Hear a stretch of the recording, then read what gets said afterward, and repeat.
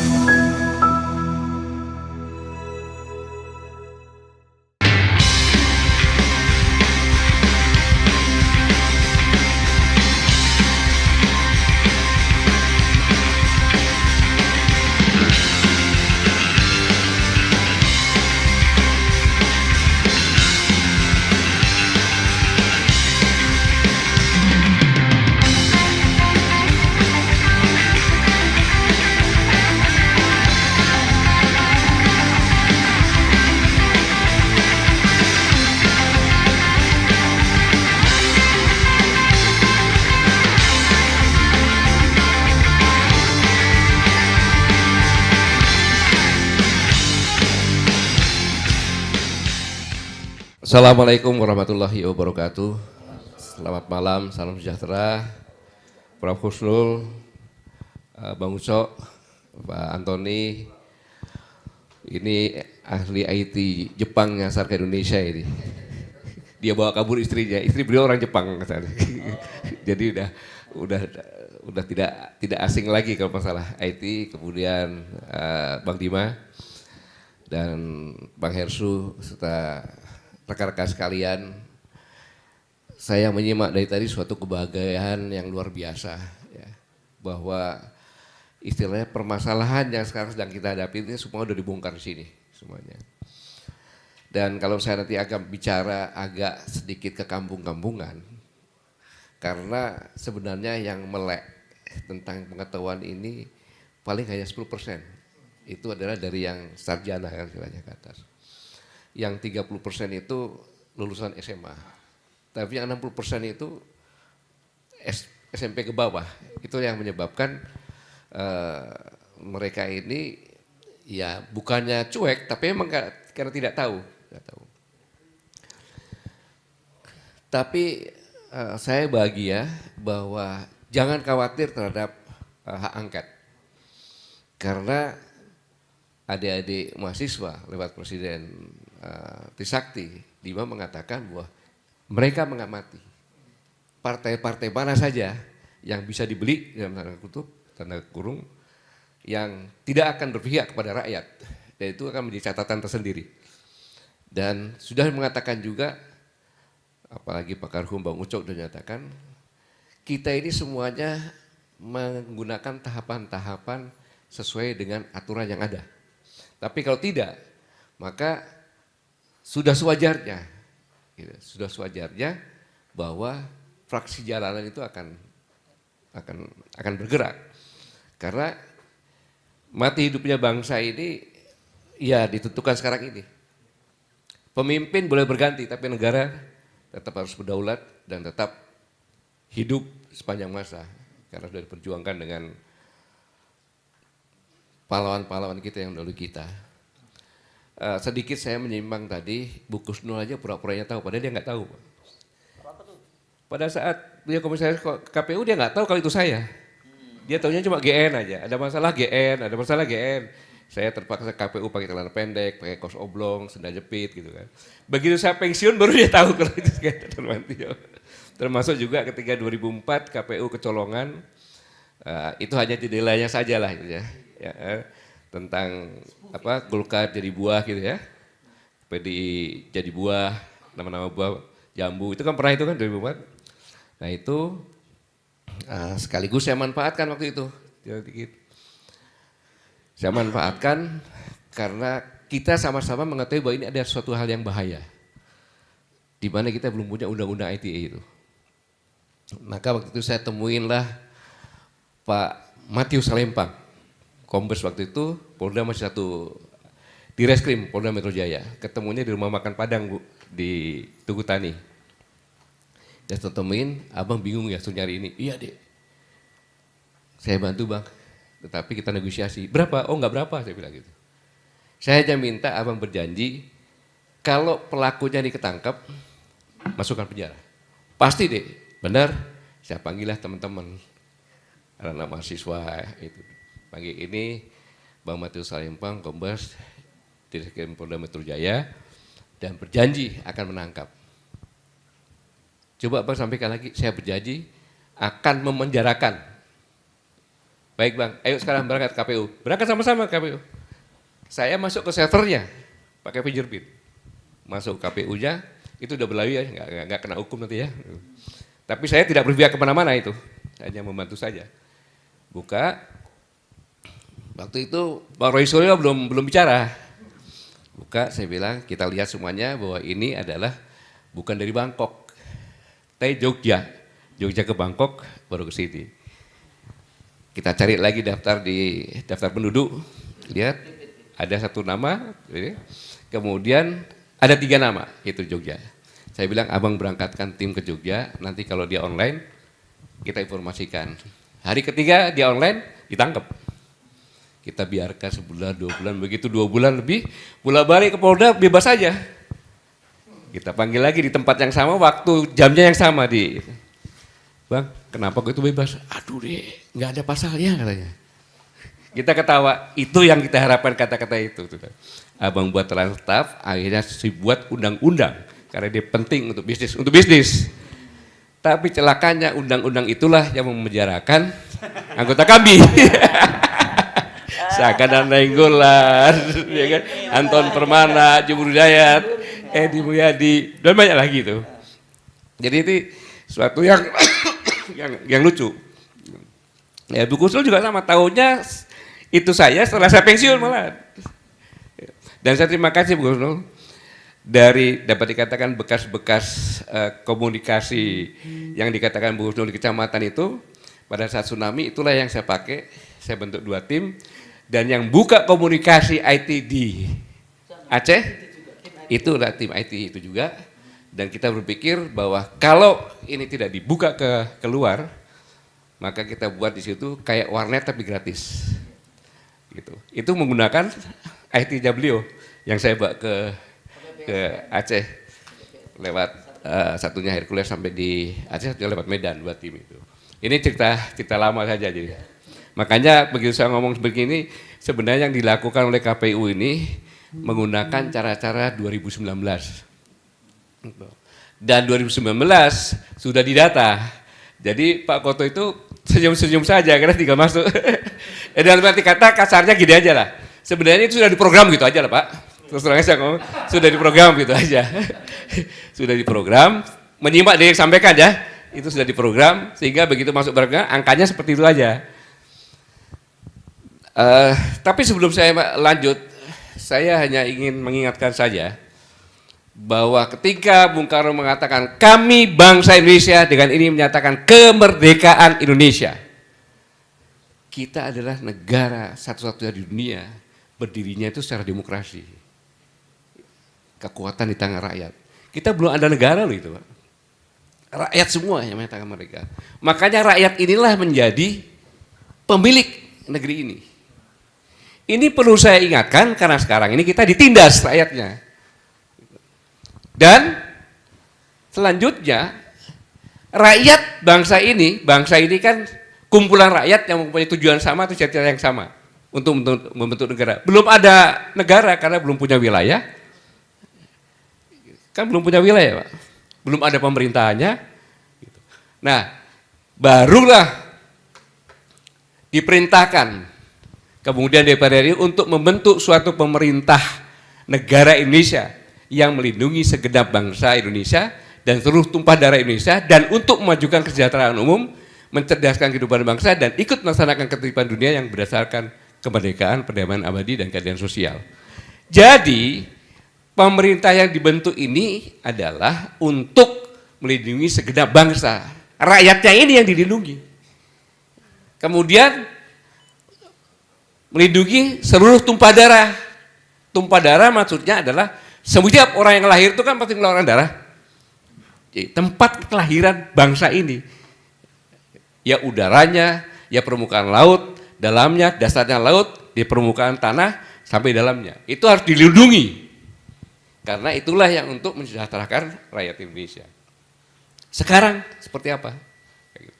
Maka ketika pemilu sekarang ini, Presiden Republik Indonesia itu bukan sebagai kepala pemerintah untuk melaksanakan pemilu.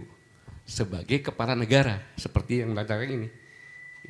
Membentuk pemerintahan negara Indonesia yang melindungi segala macam. Jadi pemimpin yang melindungi bangsa, seluruh tumpah darah, memajukan kesejahteraan umum dan mencerdaskan kehidupan bangsa. Ini poinnya. Jadi harus ingat bahwa presiden punya tanggung jawab sebagai kepala negara melaksanakan pemilu ini dengan persyaratan-persyaratan yang banyak. Dan kita menggunakan sistem yang dikatakan Bang Ucok tadi adalah sistem konstitusi ya, trias politika. Nah, trias politika itu antara yudikatif, legislatif, eksekutif, kayak gitu. Eksekutif melaksanakan tadi pemerintah tadi, diawasi oleh legislatif, ya kan, ditengahi oleh yudikatif. Gitu.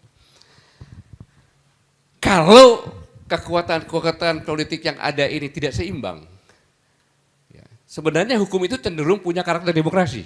Iya kan? Yang menjaga demokrasi itu. Kalau itu seimbang. Kalau tidak, salah satu lebih kuat. Apalagi cuma satu kuat menguasai semuanya. Pasti hukum cenderung represif dan tidak partisipatif. Ini bisa kita buktikan sekarang. Sebenarnya itu sebenarnya sekarang. Jadi sangat luar biasa. Ya. Sangat luar biasa yang dikatakan Bu Husnul saja dari awal. Ya, bahwa itu sudah didesain 1 tahun lebih.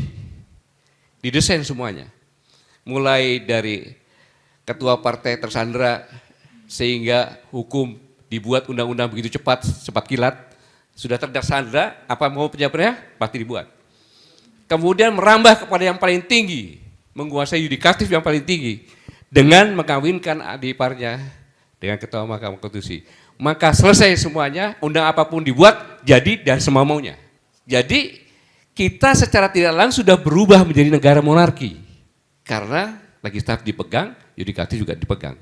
Dampaknya sekarang, sehingga bayangkan, KPU RI menerima pendaftaran Gibran sebagai cawapres pada 25 Oktober 2023. Kalau MK tadi sudah jelas, saya dijelaskan tadi, kalau saya jelas, dari segi apapun juga, tidak etis lah, sehingga lahirlah anak haram konstitusi itu. Dari Pak Ucok mengatakan, dari Undang-Undang nomor 17, ya kan? Ya, Undang-Undang 8 17 itu udah batal itu sebenarnya. Ya, tapi kan karena tadi dikatakan semuanya dipegang kan gitu. Disulap undang-undang, kasarnya undang-undang itu bisa diperkosa jadi hamil lagi undang-undang yang baru lagi dilakukan dan itu menjadi pedoman. Kemudian kenapa bermasalah? Karena memang pada saat itu KPU belum merubah undang-undangnya. Masih tetap 40 tahun kan gitu. Itu. Dan ada penyanderaan, ancaman dari Ketua Mahkamah Konstitusi. Ketika Gibran sudah diputuskan, Ketua Mahkamah Konstitusi mengatakan ada 1 poin lagi yang batas maksimal 70 tahun. Bisa jadi salah satu calon tidak bisa ikut. Itulah maka pada hari Sabtu atau Minggu, maka Prabowo declare bahwa wakilnya adalah Gibran. Walaupun Gibran gak hadir. Itu jawaban daripada ancaman sang paman. Ancaman itu. Ada buktinya itu, dan saya pernah bicara itu. Nah, sehingga yang dikatakan Mas Dima tadi, kalau prosesnya sudah tidak sesuai, tidak sesuai, ini akan meninggalkan jejak terus, nggak selesai-selesai ini. Nah, kemudian ya itu tadi, setelah semuanya ini yang dikatakan teori plot twist. Gitu. Semakin banyak orang disandera tak berdaya, maka mereka tertipu dan skenario besar pasti akan berhasil. Kadang kita bertanya, kenapa kok kita sekarang jadi miskin? Nggak bisa jawab. Tiba-tiba kita miskin. Daya belinya kurang, harga mahal.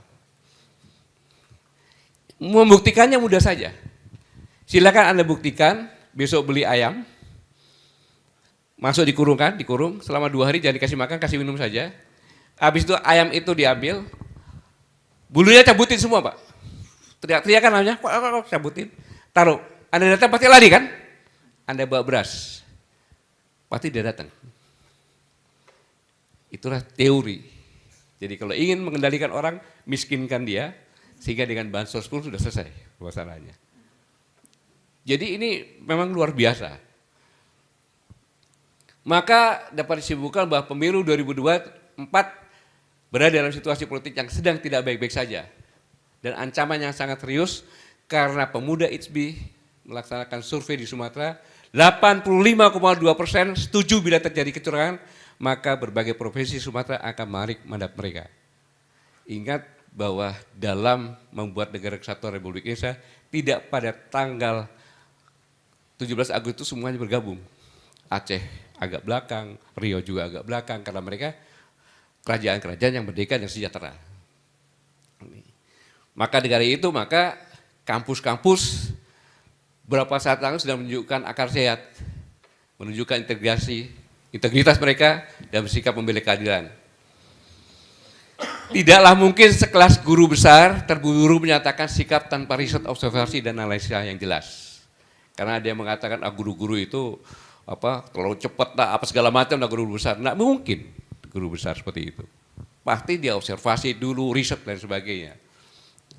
Dan tidak mungkin pula orang yang terpelajar menutup mata atas ketidakadilan dan kesewenang dalam proses ngurusnya Gibran menjadi cawapres. Udah dibuktikan tadi, Dimas mengatakan nggak boleh ini terjadi. Kecuali pikirannya telah tutupi dengan duit atau godaan kekuasaan politik lainnya. Ini bisa terjadi pada hak angket. Kalau ketua-ketua partainya sudah terlanjur nikmat dalam kondisi sekarang, kenapa? Karena banyak. Jadi ini yang sangat-sangat berbahaya. Dan saya sedikit mencontohkan, Bung Karno itu jadi presiden dari 17 Agustus 1945 sampai dengan 67. Bu Megawati Soekarno Putri, anak presiden, 24 Maret 1999 jadi ketua partai. Dengan perjuangan sendiri, bukan bapaknya udah gak ada, udah meninggal. Dan 21 Oktober 1999, yaitu 23 Juli jadi wakil presiden RI. Dan 23 Juli sampai dengan Oktober 2004 menjadi presiden RI. Dan Puan Maharani baru 1 Oktober 2019 jadi ketua DPR RI. Jadi nggak ada sangkut pautnya. Nah, kemudian Pak Harto, 32 tahun, saat 1 tahun terakhir baru Mbak Tutut, 14 Maret 98 hingga 21 Mei 98 jadi Menteri Sosial. Itu pun melengkapi KKN-nya kan, padahal cuma menteri, hak prerogatif presiden untuk ngangkat. Jatuh juga Pak Harto.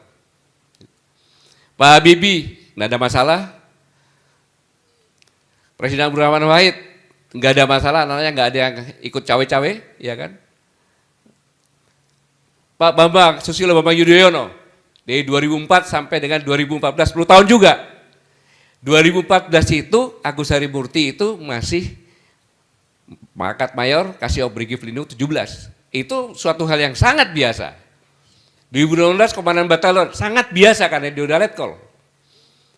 Setelah turun baru 2017 Cagup Pilkada DKI dan tidak berhasil. Bapaknya sudah nggak ada itu, bukan presiden kayak gitu. Lewat 15 Maret 2020 Ketua Partai Demokrat dan baru kemarin 21 Februari 2024 menjadi Menteri. Akhirnya diantar ruang, entah ikut cawe-cawe. Ini adalah tauladan dari presiden-presiden yang sudah meninggalkan jejak menjadi presidennya. Tidak mengorbankan harga dirinya, kehormatannya hanya untuk keluarganya. Tapi Presiden Joko Widodo di akhir jabatannya ini dengan berbagai luk-luk yang 3 periode segala macam, Gibran anaknya, ya kan, dipaksakan dengan berbagai cara, baik pelaksanaan pendaftaran sampai dengan pelaksanaan yang tadi dijelaskan oleh Pak Koto tadi.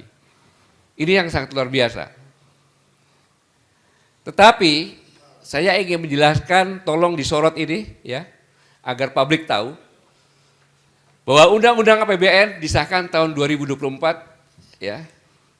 Tahun 2024 disahkannya 21 September 2023 dan diundangkan 16 Oktober 2023. Undang-Undang nomor 19 2023 tentang APBN 2024. Ini penting ini. Ini penting. Bantuan sosial harusnya, tolong kameranya ke sini. Ini kamera ke sini. Kamera. Supaya publik tahu ya. Bantuan sosial harusnya berakhir pada November 2023. Rapat Kabinet 6 November 2023, Jokowi memutuskan memperpanjang bantuan sosial sampai Juni 2024. Hanya keputusan seorang presiden tanpa persetujuan DPR dan tidak ada undang-undang APBN. Bisa dia buat harusnya undang-undang APBN, P ya, perubahan. Ini tidak. Bayangkan. Dari ini saja sudah melanggar. Kemudian perpanjangan bantuan sosial ini tidak ada di dalam APBN 2024 karena sudah diputuskan. Setelah APBN Undang-Undang pada 16 Oktober 2003, artinya pemberian bantuan sosial melanggar Undang-Undang APBN dan Undang-Undang Keuangan Negara. Dua sekaligus yang dilanggar. Ini fakta. Kalau dikatakan saya membuat berita bohong, silakan. Oleh karena itu, Bu Sri Mulyani mengambil anggaran bansos dari kementerian dan lembaga lainnya yang dinamakan automatic adjustment sebesar 50,2 triliun. Itu kalau tidak salah disapu rata tiap-tiap kementerian 5%. Ini pun tidak boleh. Bu Sri Mulyani mengatakan alokasi anggaran bantuan sosial yang terindikasi kuat melanggar undang-undang ini atas perintah Presiden Joko Widodo. Firm itu. Dan alokasi anggaran bantuan sosial dari kementerian dan lembaga lain melanggar pasal 15 ayat 5 Undang-Undang Keuangan Negara nomor 17 tahun 2003 yang berbunyi APBN yang disetujui oleh DPR terinci sampai dengan unit organisasi fungsi program kegiatan dan jenis belanjanya. Enggak ada ini. Undang-undang APBN yang sudah disetujui DPR tidak boleh dirubah pihak manapun termasuk Presiden Joko Widodo. Melalui pemblokiran automatic adjustment, APBN hanya dapat diubah melalui mekanisme perubahan APBN yang disetujui DPR yang saya sampaikan tadi. Arahan atau instruksi Presiden Joko Widodo untuk memblokir anggaran kementerian dan lembaga juga melanggar Undang-Undang anti KKN dan penyalahgunaan kekuasaan Presiden. Karena keputusan Presiden Joko Widodo untuk memperpanjang bantuan sosial secara mendadak ini bermotif politik dan nepotisme untuk mendongkrak elektabilitas dan memenangi Gibran. Artinya bantuan sosial dadakan tersebut sama sekali bukan untuk kepentingan masyarakat. Mengapa? Karena itu Joko Widodo terindikasi kuat juga melanggar pasal 5 ayat 4 Undang-Undang nomor 28 tahun 1999 tentang penyelenggaraan negara yang bersih dan bebas KKN. Setiap penyelenggara negara wajib untuk tidak melakukan perbuatan korupsi, kolusi, dan nepotisme. Menurut definisi pasal 1 angka 5, nepotisme adalah setiap perbuatan penyelenggaraan negara secara melawan hukum yang menguntungkan kepentingan keluarganya dan atau kroninya di atas kepentingan masyarakat, bangsa, dan negara. Masuk juga ini, itu barang. Pemberian bantuan sosial dadakan Joko Widodo termasuk perbuatan melawan hukum yang menguntungkan kepentingan keluarganya, anaknya, dan kroninya. Presiden Joko Widodo juga diduga keras melakukan penyalahgunaan wewenang kekuasaannya dengan memaksakan memberi bantuan sosial sampai Juni 2024 tanpa ada mata anggaran di dalam APBN 2024. Tidak ada itu, Pak. Enggak ada. Keberanian yang luar biasa itu. Nomor 15 ya. Ya. Udah masuk, Pak. Selanjutnya, pasal 3 Undang-Undang Nomor 31 Tahun 1999 tentang pemberantasan korupsi berbunyi, setiap orang yang dengan tujuan menguntungkan diri sendiri atau orang lain atau suatu korporasi menyalahgunakan kewenangan, kesempatan atau sarana yang ada padanya karena jabatan atau kedudukan yang dapat merugikan keuangan negara atau perekonomian negara dipidana dengan pidana penjara seumur hidup atau pidana paling singkat 1 tahun dan paling lama 20 tahun dan atau denda paling sedikit 50 juta dan paling banyak 1 miliar. Terakhir, pemberian bantuan sosial untuk presiden dan menteri lainnya tanpa melibatkan Kementerian Sosial melanggar tugas pokok kementerian dan termasuk penyalahgunaan kekuasaan. Lengkap sudah, Pak.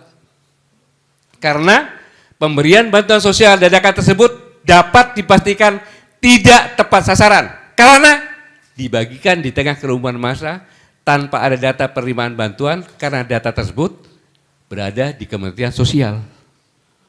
Coba bayangkan itu, luar biasa ini.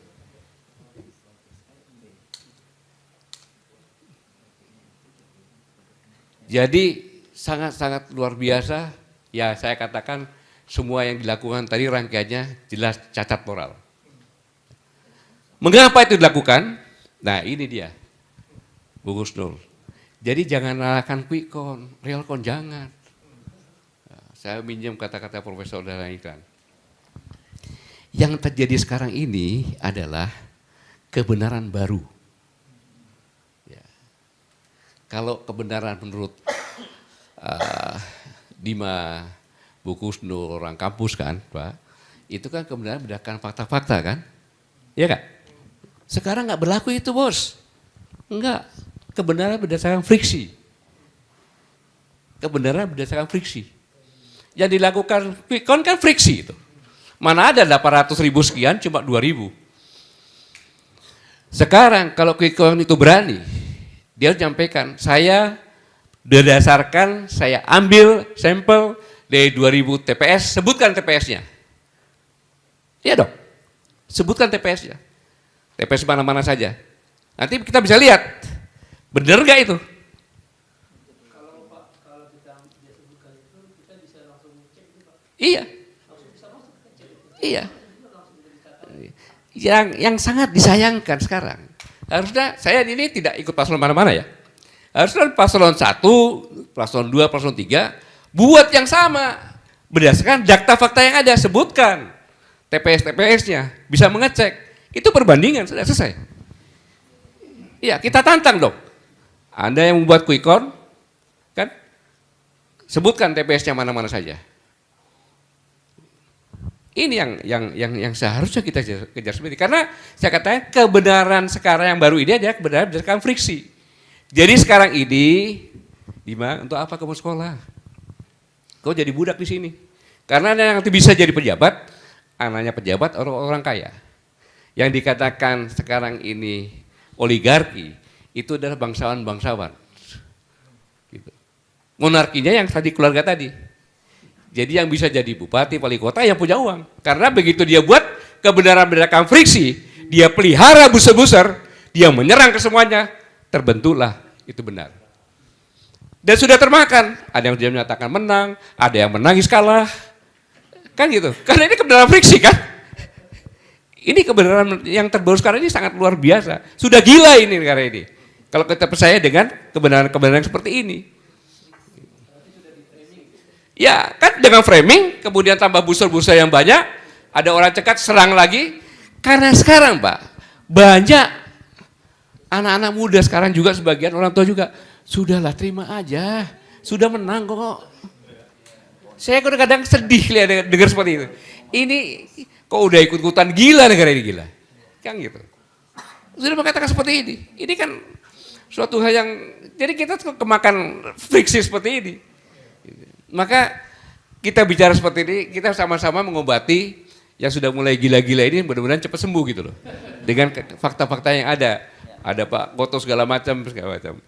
Jadi kesimpulan yang saya sampaikan, saya ucapkan terima kasih.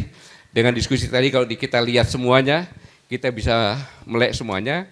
Hanya yang saya katakan tadi 10% saja yang sarjana ini yang bisa benar-benar mengerti, atau ditambah 30%, 40%. Yang 60% ini adalah kewajiban kita semuanya, tokoh-tokoh masyarakat, menjelaskan kepada masyarakat semuanya.